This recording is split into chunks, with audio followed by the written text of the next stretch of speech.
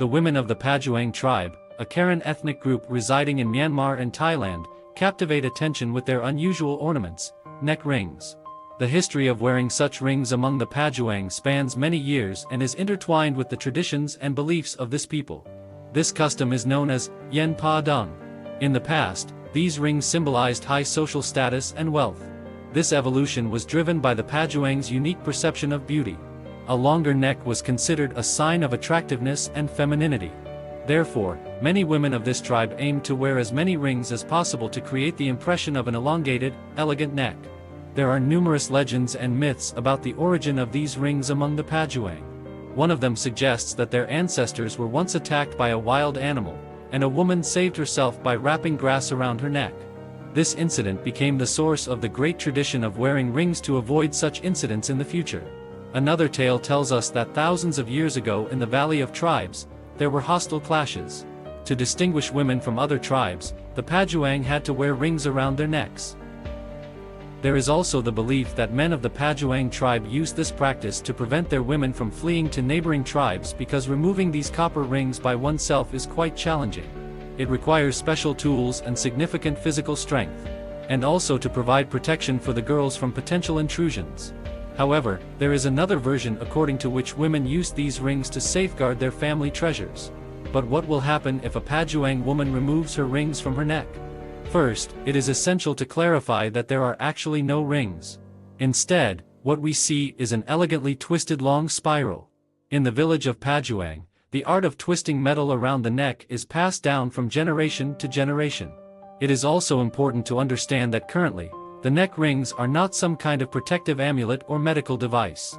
Padaung women begin to wear these spirals around their necks from a young age, around 5 or 6 years old. Every year, another coil is added, gradually elongating the neck. As a result, when a girl reaches maturity, her neck becomes incredibly long.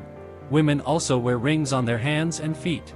It is important to note that the assertion about adding a new ring to the girls every year is not entirely accurate. In the village of Padaung, there is indeed a practice of elongating the neck starting from the age of 5, but this only occurs until the girls get married.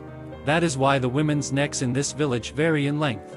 Experienced women use a special technique involving wrapping a spiral of brass rod around a child's neck, with a thickness of 1 centimeter. Initially, the number of rings does not exceed 10, but as they grow older, the number of coils increases. This process takes several hours. Adult women wear around 20 rings, with a total weight of approximately 10 kilograms, sometimes more. Due to the gradual increase in the number of spiral coils, on average, a woman's neck stretches to about 30 centimeters, but there are special cases where the neck reaches a length of up to 40 centimeters. Many villagers believe that these ornaments give them extra energy and strengthen spiritual bonds within the community.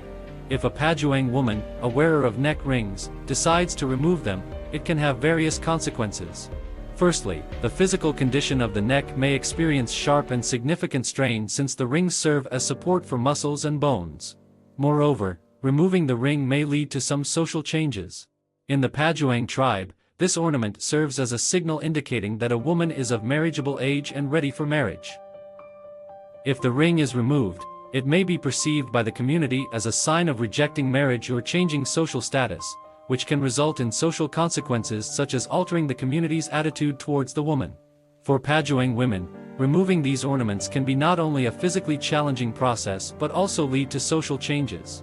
Due to the constant pressure of the iron rings on the shoulders, the skin in these areas becomes inflamed and forms a crust, and the spine undergoes significant deformation.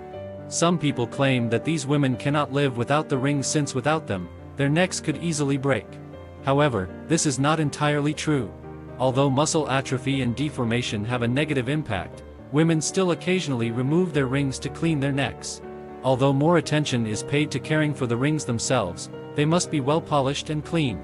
Some researchers argue that in reality, the rings do not deform the spine, but under the weight of the metal, the shoulders sag downwards, creating the illusion of an elongated neck. However, after removing the rings, the neck and shoulders gradually return to their normal shape in about 3 years. Today, in our time, fewer Padaung women wear these rings. This is due to changing traditions of the people, external cultural influences, and progress. many Padaung women choose not to wear them to adapt to the changing world and interact with modern society. Interestingly, these ornaments attract tourists like a magnet. Everyone who comes to vacation in Thailand strives to visit Padaung villages, where primarily they can only observe women with long necks.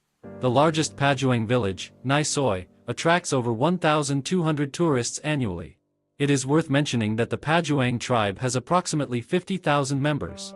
Most of them reside in the Kaya state in Myanmar, while only about 500 tribe members live in Thailand.